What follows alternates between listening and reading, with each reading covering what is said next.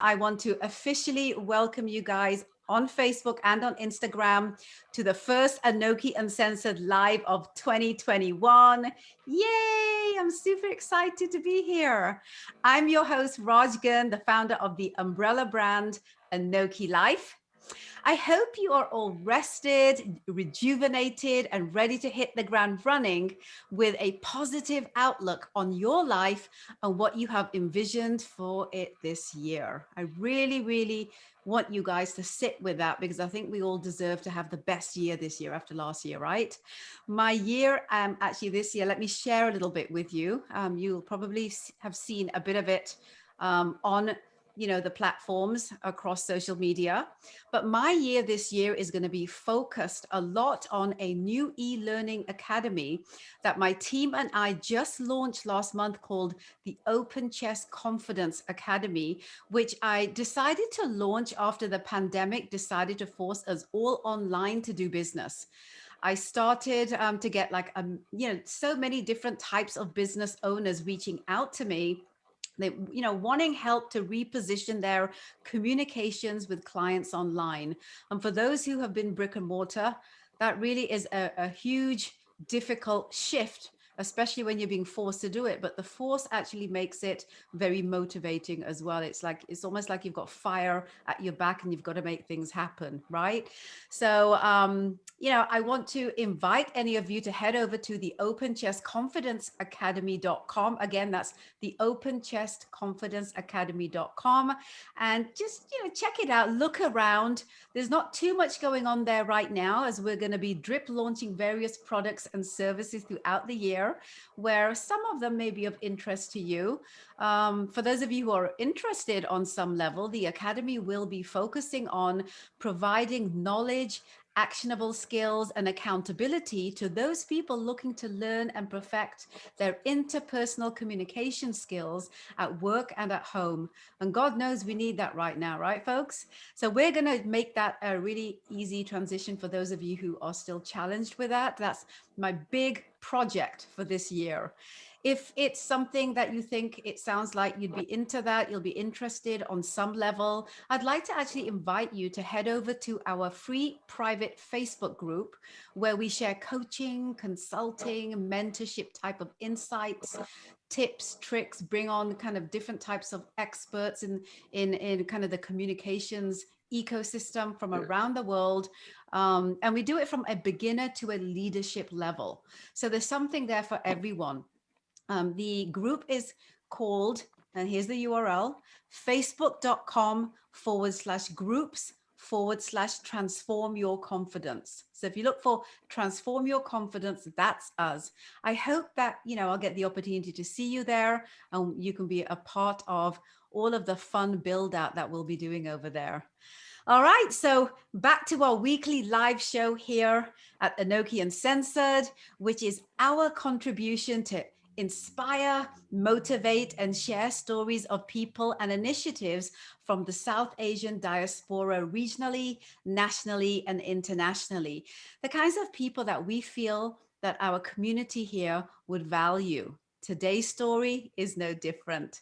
The topic today is the journey of a fashion designer and philanthropist. And my guest is New York-based fashion designer, Tina Tandon. I'm going to bring her in, folks, so give me a second. Those of you who are on Facebook, you already see her pretty face. She's sitting there waiting to be introduced. I'm just going to pop her in right now. If you could give me an invite, please, that would be fabulous. Just ask to be joined on Instagram, and then I will bring you in. Just going to wait for my guest to invite herself into the conversation, and then we will head into a deep dive about who she is and what she does and why you need to know. So again, I'm just going to ask my guest to ask to join on Instagram so we can bring you in. Facebook family, I hope you guys are doing well. I'm so happy to have you guys here. Here she is. Just give me a second to bring her in here on Instagram. Let's pop her in. Super excited to chat with this fabulously talented fashion designer. Here she is. Yay. How are you? I am well, sweetheart. I can see you. Can you see me well? Yep. Brilliant. So let's get right into it, Tina. I want to tell people a little bit about who you are and what you do. So just give me a second to give you a formal introduction, as I always do, because I always feel that my guests deserve it. And here we go, guys. Tina is a staple in the American fashion scene, having graduated from the prestigious Fashion Institute of Technology in New York. After which she then went on to launch two fashion labels, Posh Pari in 2006 and her namesake label, Tandon, in 2008. Her collections have, been seen in various different places, most notably at the New York Fashion Week, as well as at the Cannes International Film Festival. Over the past decade, she has dressed notable celebrities on both sides of the Atlantic, including Brooke and Christie Brinkley in Hollywood, and Taapsee Pannu and Soha Ali Khan in Bollywood. Her collections have sold in some of America's most prestigious boutiques in Beverly Hills, New York, and Chicago. And she has this recent project that she just did that I found very interesting, where she was designing wardrobe for the #1 ranked Eros comedy web series on Amazon called Metro Park. So we're definitely going to hear more about that. But before we do, I just want to mention to you guys that what I find really interesting with Tina's story is that she also lends her time and expertise to supporting underprivileged and disenfranchised women, as well as she pivoted her business to meet the demands of COVID on some capacity as well. She is a very resourceful and talented individual, and it gives me great pleasure to formally introduce her to the show. Tina, sweetheart, welcome, welcome, welcome. I am so happy to be here talking to you. We've known each other for so long. We And have. I have to say, I commend you for running this publication that you had for so long. I don't know when you started it, but definitely. 2002. Yeah, I remember when I was young, I used to go to these Indian stores and I would pick up this magazine, ANOKHI magazine, and I say, "This is fascinating. This is actually from America or Yes. North America." And I was like really into it, and I'm so glad I got to know you over the years and be in touch with you. So I'm so happy to be here talking to you today. Oh my gosh, so am I, sweetheart. I mean, I agree. I remember meeting you on several occasions in New York on my many trips out there to events and different things that would be going on. Predominantly at, various fashion weeks, we would always kind of, bump into each other, which was always fabulous. And now I get to actually interview you, have a conversation with you, and talk about your life and all the things that have inspired your journey so far. So are you ready to dive in? Yeah, Let's do it. Let's do it. Yeah. Okay, perfect. So let's start by sharing with our audience why you got into fashion. Why was fashion it for you? Wow. I mean, it's a very long story. So, Give us a Cole's Notes version. yeah, so I'll give you a quick version. Well, when I was young, I was a teenager. I came to US, um, and I used to get picked on for my clothes and everything. I was new in the country. Mm-hmm. I didn't know the trends and everything here, so I, um, you know, used to get picked on and everything by, and bullied in middle school. So I started paying attention to fashion. And I always was a creative person. So I wanted to have some kind of a creative outlet. So this was my go-to to kind of have a way to express myself. Right. And then I even started taking design courses in high school. So I got more and more into it. I was growing up in North Carolina. So I was actually born in New Jersey, but then my parents moved back to India. And then after that, they just, when they came back, I was 12 years old. So I was, a teenager at the time and not used to the whole culture here. So the whole process and its assimilation, I took up dining to kind of have a way to cope. And that's my story, initially how I got into it. And then my parents didn't really want me to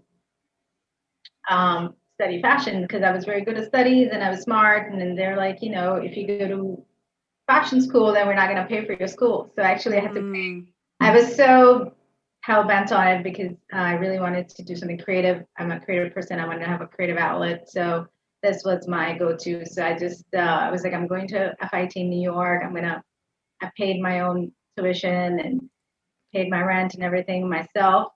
And wow.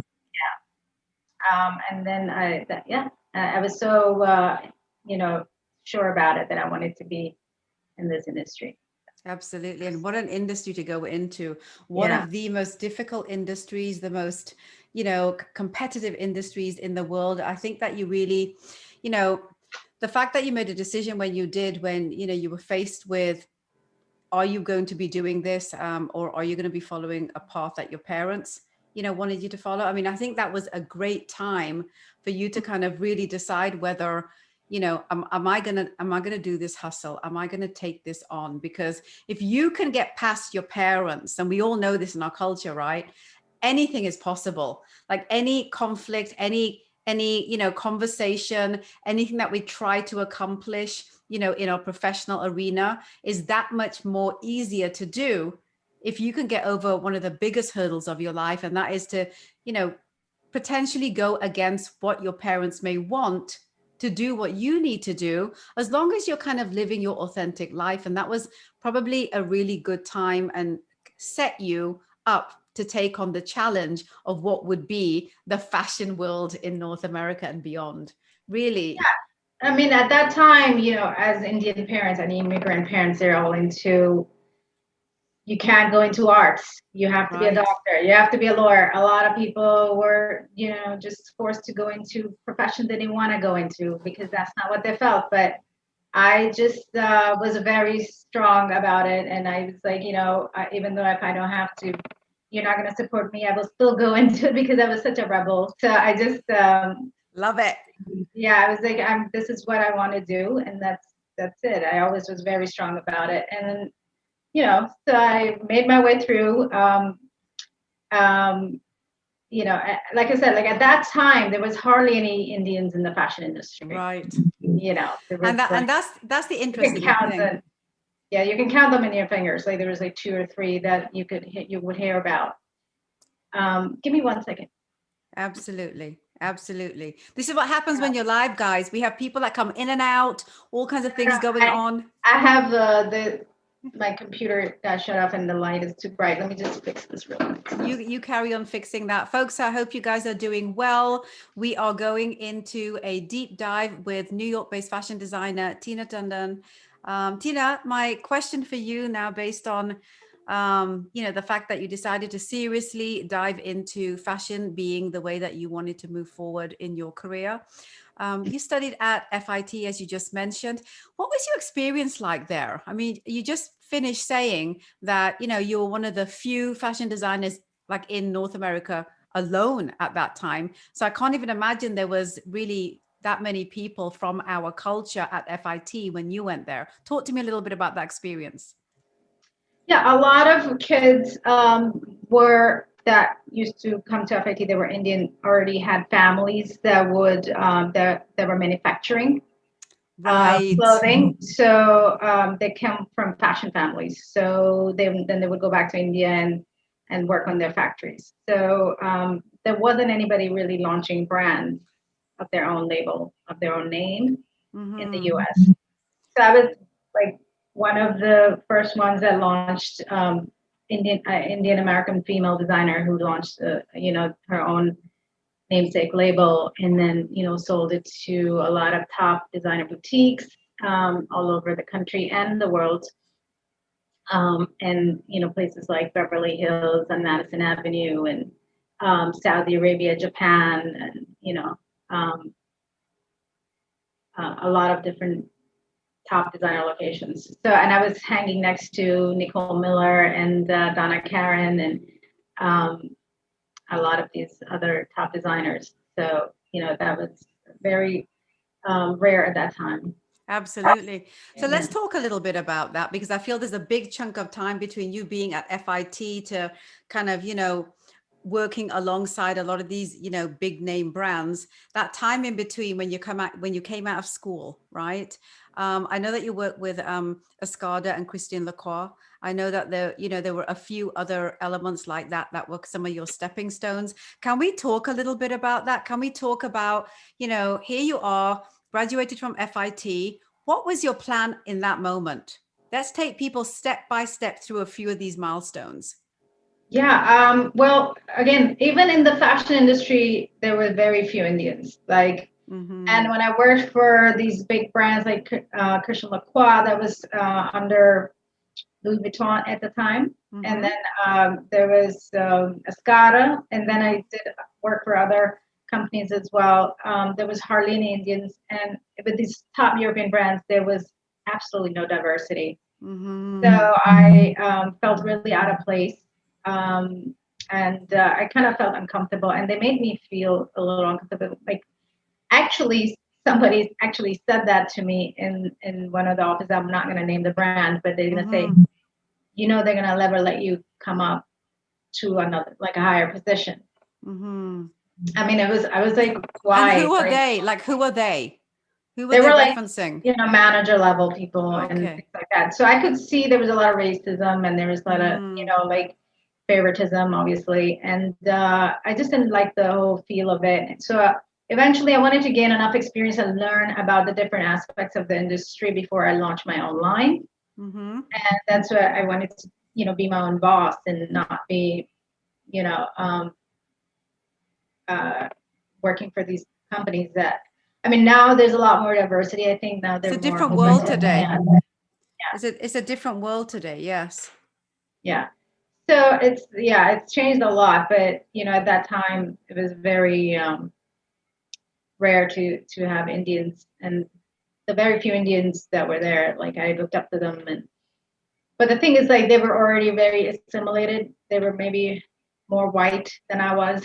So I'd grown up in India also. So I just didn't like the culture of like no diversity. So I just, that's why I launched my own collection. So let's talk a little bit about your collections, right? I mean, it's not an easy feat to just wake up one day and say, okay, I'm going to do my own collections, right? There's a lot that goes into it. For those people out there who, look at a lot of the designers today and it looks like it's an easy feat. Number one, you were up against the fact that, the visibility for people like you and I wasn't there, right? That's the first thing. Second thing is fashion was a very different world in those days, pre-social media. So there wasn't all that kind of free publicity that you could, a lot of people are getting today. So very difficult to get into that. And number three, a lot of money. A lot of money needs to be invested in order for you to be able to do something like this. So let's address that, right? Because anyone out there that's listening that is an aspiring fashion designer, someone that wants to go into the industry, and a lot of people that look at fashion, the media world, music, and anything to do with entertainment, they always see the glitz and glamour. They don't actually understand the business side behind it. And I'm hoping that we're able to give people out there a little bit of insider information, what is actually happening behind the scenes. And Tina, you are probably one of the best people to have that conversation with as far as South Asians are concerned here in North America, because you were one of the first out there all those years ago to do this. So let's talk a little bit about that, because you launched Posh Pari in 2006, and 2 years later, your namesake brand Tandon. Wow, is all I have to say. How did that come about? Let's talk about that. So for that, I have to tell you, I did this without any support, without any investors, without any backing. Wow. So all of this is all my own. Girl. And that is some serious boss babe moves, man. I know. I just bootstrapped the hell out of it. I hear you. So if I had investors, I would be all over right now. I would be, Naeem Khan, which I'm not. I'm still, more independent. So, that requires a lot of backing and investors and things like that. But I've been able to do it on my own. And it's just about being clever with your marketing and having support of people like you who can help us get visibility And Yes. for people, Always there to support entrepreneurs, sweetheart, especially women. yeah, You know me. That's like a personal goal of my life. yeah. So this was all on my own, and then yeah, there was a lot of clever thinking, collaborations, like a lot of like getting out of my comfort zone and talking to people and networking and just doing it the hard way. It really wasn't anything. The Indo fusion scene didn't even exist. It was like very like that I was maybe remember. maybe in London. It was like starting in London, and then definitely not in India at that time. And this whole Indo fusion totally was a new category. And I'm like, glad that I was able to help, expand that. Now there's like so many, with thanks to social media. Now Yeah. everybody and their sister and their mothers just want to, launch collections, which is fine, um, but it's much easier now, than it was back then to create a collection and market it and get clients and customers and for them to understand what it is. But I really wanted to, at that time when I launched the Indian collection, I would go to the Indian stores and they would have like really old styles from India that were like reject stuff. And, you didn't really find anything that great and reasonable. So I just wanted to create something that kind of resonated with me as an Indian American. Mm-hmm. And then, kind of had my, touch of Western to the Indian. So that's why I created the Posh Pari line. And now that category has blossomed. The Right. Indo, now there's so many. A lot of my models that used to model for me went on to create their own lines, the Right. collections. So yeah, this category has really blown up now. So and it's great to see, this whole new niche that caters to the Indian Americans and the South Asians living abroad. So Absolutely. And it's good because it kind of, just give me 1 second. I'm hearing like some sort of a weird noise that just keeps like a banging noise every now and again. Just wondering if you could just check it while we're both talking to see if you can figure it out. Sorry about that, Tina. And sorry about that, guys. It happens. We're live, right? yeah, So let's that's talk the beauty about being live. Oh my God, Stuff happens. absolutely. So let me ask you this, where, what are each of these collections? Like, you're, I want you to be very specific. Like what is TT and what is PP? Tell us what they actually are and where can people go to, grab your collections. Let's talk about that. Right. So TT is the American side of me, and the PP is the Indian side of me. So they're Okay. the different aspects of our Indian Americans and Indian, or the South Asians living abroad, right? So we have the American side, and then we have the Indian side. So the Right. PP is the caters to the Indian, Western, Indo-Western wear, and the Yeah. TT is more. It's all Western. It's open to all ethnicities. It's for everybody. Okay. So And where that's can just, people buy them? Let's talk about where people can yeah, go grab them. yeah. So my website's tandon.com and poshpari.com. Those are the best ways to go get it. There are Okay. boutiques that carry it too, but that's fine. I mean, I the mean, best way with to get it, COVID, no one's going to boutique. So yeah, we're going to go find you online, sweetheart. online, yeah. Can you say it again so people can hear it? Yeah, tandon.com and poshpari.com. And they can follow the brands on Instagram. Okay, brilliant. Same names? Yeah, Tandon NY and Posh Pari Couture. Got it. Perfect. All right. So let's talk about these elite boutiques that you decided to be in for your tea tendon collection. People, generally as fashion designers, and this is the case with all business, either they go the boutique route or they will go kind of the, mass route, right? You are, what I see is that you have gone the elite boutique route rather than the big box department store route. First of all, am I correct with that assumption? And second of all, why did you go the way that you did? So when I launched my collections, it was the worst time to launch a company because the market fell and it was a big Yes. recession. So a lot of big box stores weren't paying their customers. They were their vendors. So I remember that. Yeah. So a lot of a lot of my colleagues and a lot of my people, my friends in the industry, lost big time selling to these big box stores, and because they didn't pay them, and they suffered, and a lot of them went out of business. The reason I'm still alive is because I try to do it in a manageable way where I don't take a huge risk unless I have multi-million-dollar backing that can absorb the loss. I'm still doing it as a small business. So I like to also sell directly to my clients. I like to be direct to consumer. And and I used to do a lot of mom and pop stores. There's a few that carry it still, but mostly I'm direct to consumer. And I think I have a better control, and I can understand my customers better and their needs. So it just was a scary world. So I kind of wanted to just focus on direct and smaller boutiques and mom and pops and big box stores, because a lot of people went out of business because of that. Right. And they suffered huge losses. Yeah. It was a really, really smart decision that you made. I think that the noise might be on my side, Karam. It's on the other side. What are you hearing? So the volume needs to go where? The volume on her computer needs to be on 0. So the volume on your computer needs to be on 0. Yeah, it's totally on 0. Like, what are you hearing? Like a lot of noise that keeps coming from it. Is it completely on 0? Yeah. Okay. Shut off.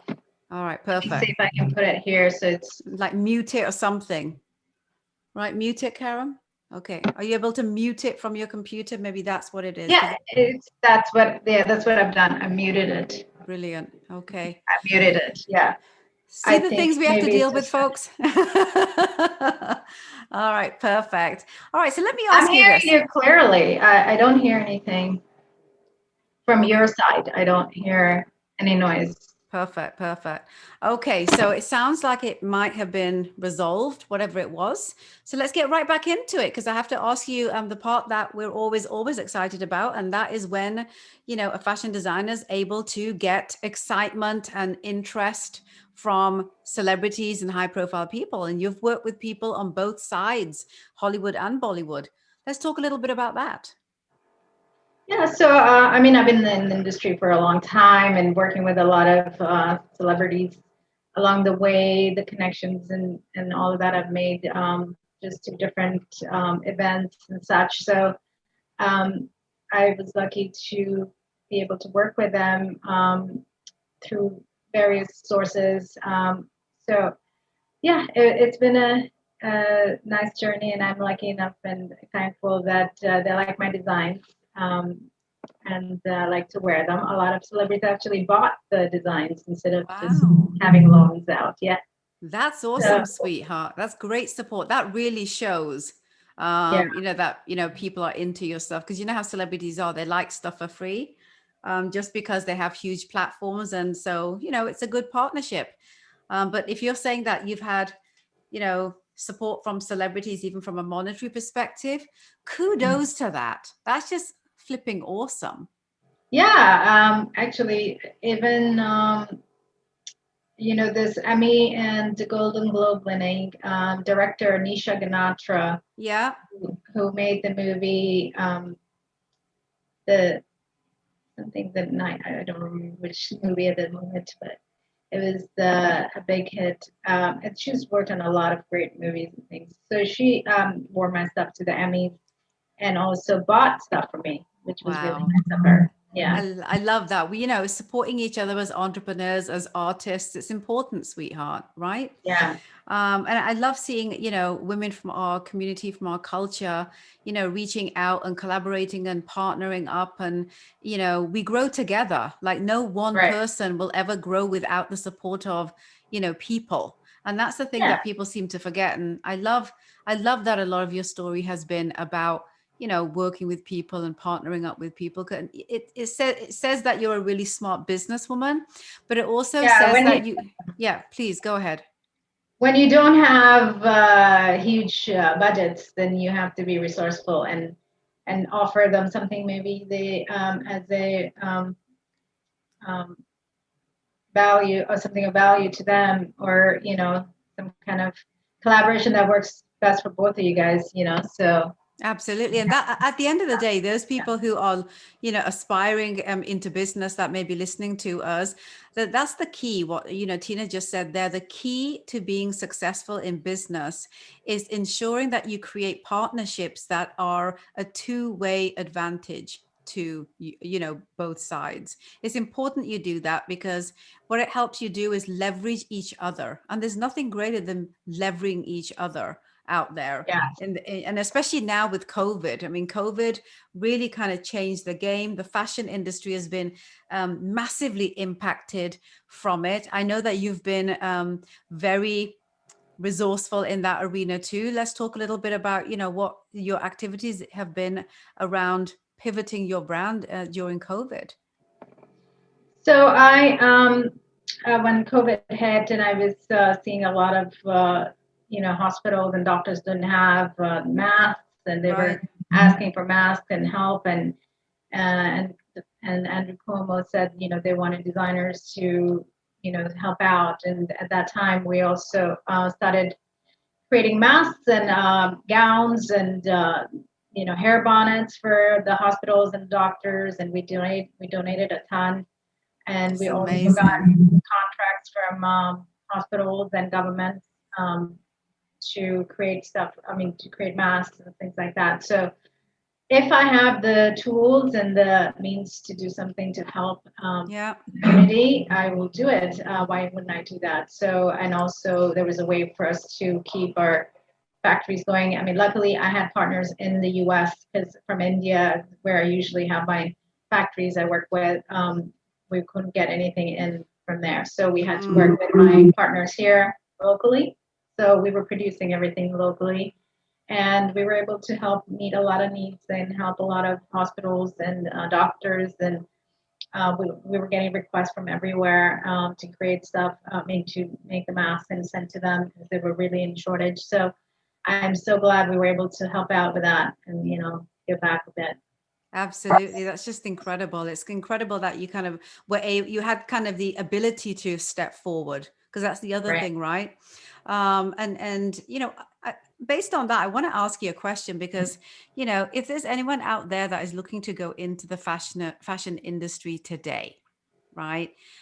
We just finished talking about like how difficult it is to do it when you don't have financial backing. You're one of the few people who have been able to sustain yourself by, just really, really being a smart businesswoman as well as being a fashion designer. Like, it does take both of those to be able to do this, and Right. having the ability to network and diversify the types of people that you expose your brands to, because you've done that as well, right? Right. So Yes. so anyone out there, like, we're sitting here at the beginning of 2021. We've had a massive year that has impacted the industry. Through what you've learned last year, do you have any advice for anyone looking at getting into the field now, especially since when you got into the field and you launched your two collections was around, a similar type of economic crisis that was going on in North America? So, I mean, can you lend some insights into whether this is a good time to go into this industry? And if so, what could be some of the things that people could look at? Or would you say, maybe this is something you want to wait on? Like, what are your thoughts on this? Well, I think first of all, you should always follow your passion. Follow what you're passionate about, and that could change over time. Maybe you're into something now and you're into something later. That's fine. Like, go for your passion. Yeah. Secondly, if you really feel strongly that, if there's a niche in the market, if there is a demand in the market, let's say people are now looking for what are they looking for? Yeah. If you have something that they are looking for, then you can create a product that meets that need. Then you can go ahead and launch it in a difficult market, because otherwise people are not really buying designer clothes at the moment that much. So you have to offer something that they're looking to buy at this time. So if you have that, or if you have something special, and if you have something unique, you have to be able to offer something unique and different in these times. So and you need to have a way to go to market that's online, and to be yeah, able to deliver with the expectations that consumers have with, online service, which is a very different game than brick and mortar service, yeah, especially when it things, comes to yeah, clothing, right? yeah. Things have gotten bit easier because now you can just do online marketing and Instagram marketing and Facebook marketing, and you can sell and you can use influencers and launch anything. And how is that stuff that you've done in your business strategy? And if so, how effective is it? Or does it depend on so many variables? I think it depends on who you're working with. Sometimes there are influencers that don't have that great of a pull than Right, others. So right. for me, I want to work with women of substance, not just because you're taking cute pictures and posting them, and you're getting a lot of followers, because a lot of them can be bought. So you have to be careful. Absolutely. Yeah. You can. I want to work with women who have a voice, who have a who stand for something, or they have a woman of substance, somebody I can respect. So that's what I'm trying to work with, girls who are doing something great, not just because they're taking cute pictures. So Right. I love that.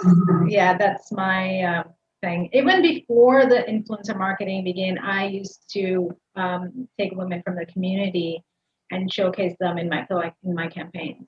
So Mm. that way before the whole influencer thing came about, because I wanted to, really highlight women from the community as is. But yeah, we haven't been doing a ton of influencer marketing right now, but we will be working with some people coming soon. So we will have some collaborations and things coming up soon. So Brilliant. right And now, I definitely want to get into that. But before we do, I want to ask you, the work that you do with the projects that you get involved with that have to do with helping women. Can we touch base a little bit on your philanthropic work, some of the stuff you've done? Do you have anything coming up as well that you want to share with people within that wheelhouse? yeah, so I have always been about empowering women and underprivileged children, especially when I go to India and I see these kids in the slums, because a lot of factories are in not very pretty areas. So Mm, I always wanted to get back to that. So when we launched my company, I always wanted to give back percentage to help them in return. Which that's again, awesome. yeah, which was now it's becoming a trend that every company has a social cause, which is great. But at that time, again, it wasn't like a trend or something I was, coming on to. It was just something I always wanted to do. So we have NGOs in Delhi that we work with who help the women and children in the slums, give them some vocational training so they can Hmm. sustain themselves. Because sometimes when the women don't have, a source of income, their husbands can be abusive. Right. Um, it's a way for them to earn a living and be independent and have some respect. I love that. That's Yeah. amazing.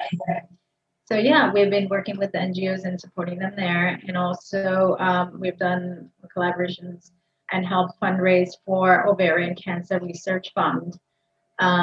They do an event in Hamptons before COVID.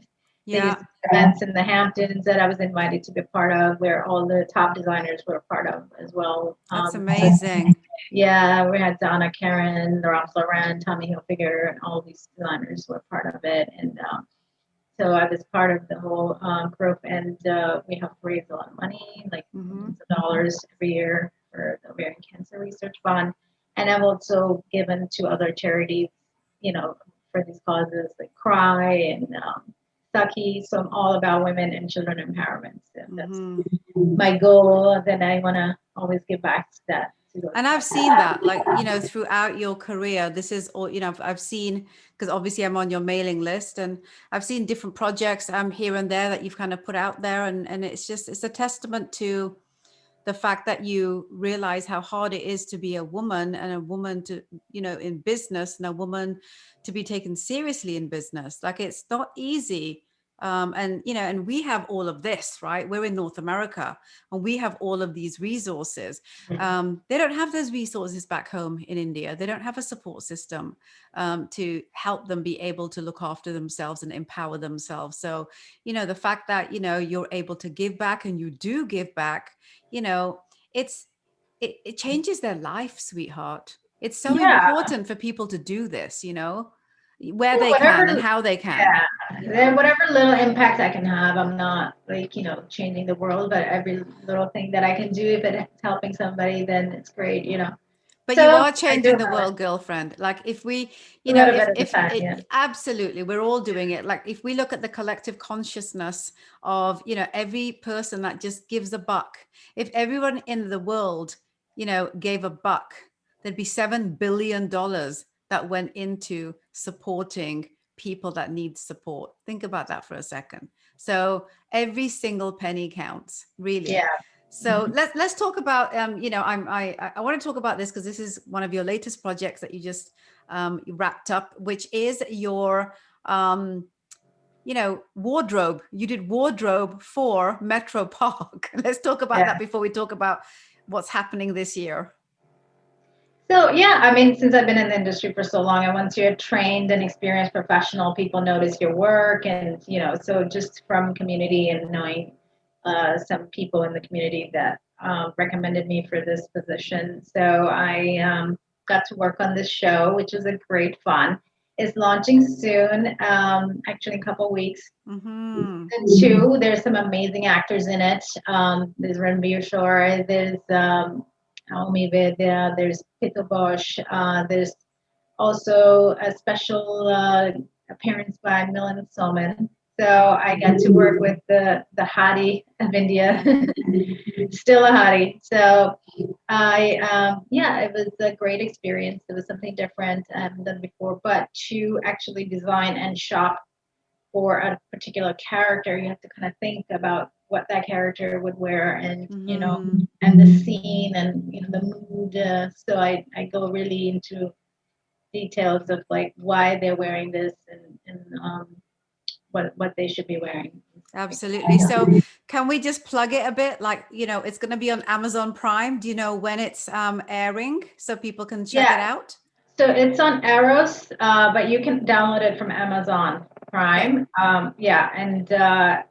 I think they said Jan 29th, but don't quote me on it, but it's definitely coming out soon. They're going to be, just look out for that on my pages, and also I'm sure they'll see announcements about it.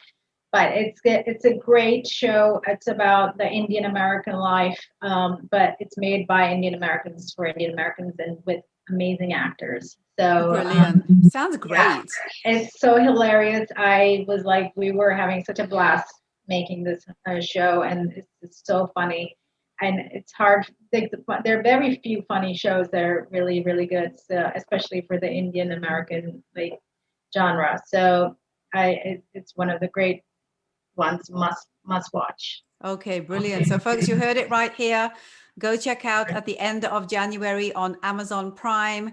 It's called Metro Park, and the wardrobe was done by my girl, Tina Tandon, who we are speaking to right now. She has 2 collections for those guys who are just popping in. She has 2 collections that are available online. One is the T Tandon collection, which is her mainstream collection, and she has an Indian kind of Indian mix Western kind of collection, which is the Posh Pari. Can we get the websites again, Tina, for those people just joining us? Yes, ttandon.com and poshpari.com. I have to tell you, my phone is getting low on the battery, so I just want to quickly tell you a little bit more about a few other fun projects. What's coming up? Your battery's dying. It's all live here, guys. It's in real time. Tina, what is going on in 2021 for you? Let's hit that up. Yeah. So we have, besides the TV show, they must watch because there's a really nice surprise in there. I hope everybody is gonna enjoy something really cool.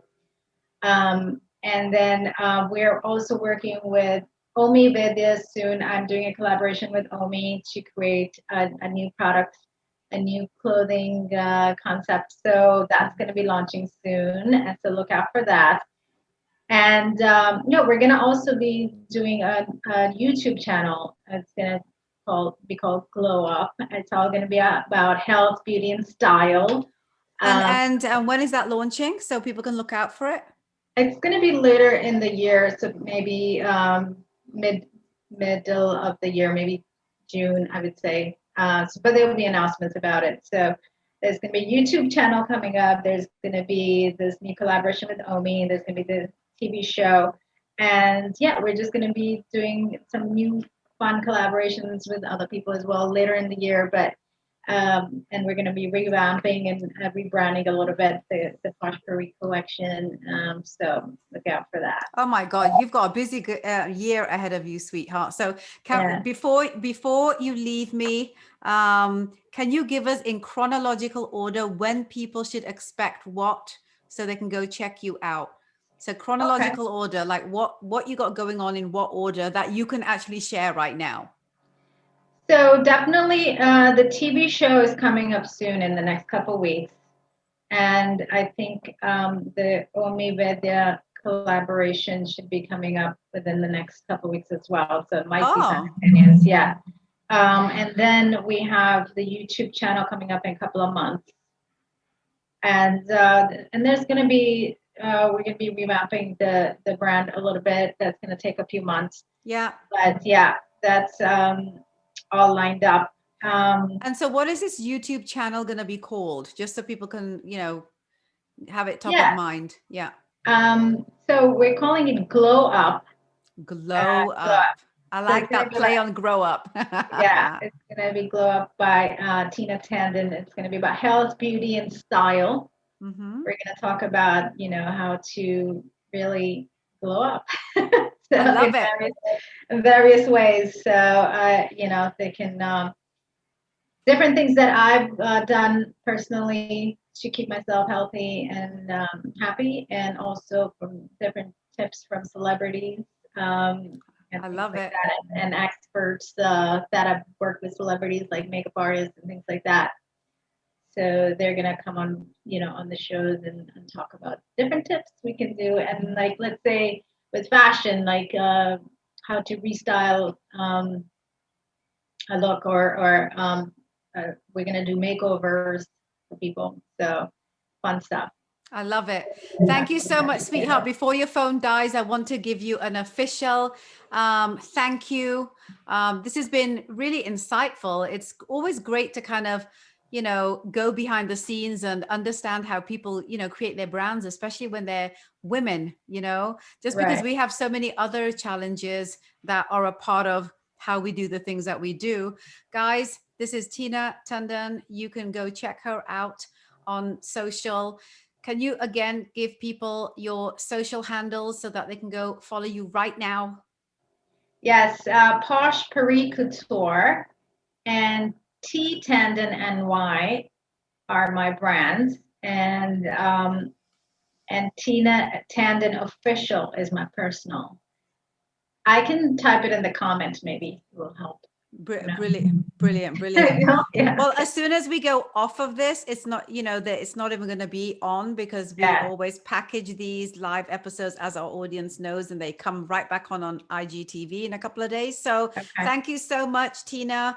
So wonderful speaking to you. I feel like after all the years that I've known you, that I've got to actually know you much more deeper now. And I have a lot of respect and admiration for your journey. It's not easy to be an entrepreneur. It's not easy to be a female entrepreneur. And it's definitely not easy to be a BIPOC female entrepreneur.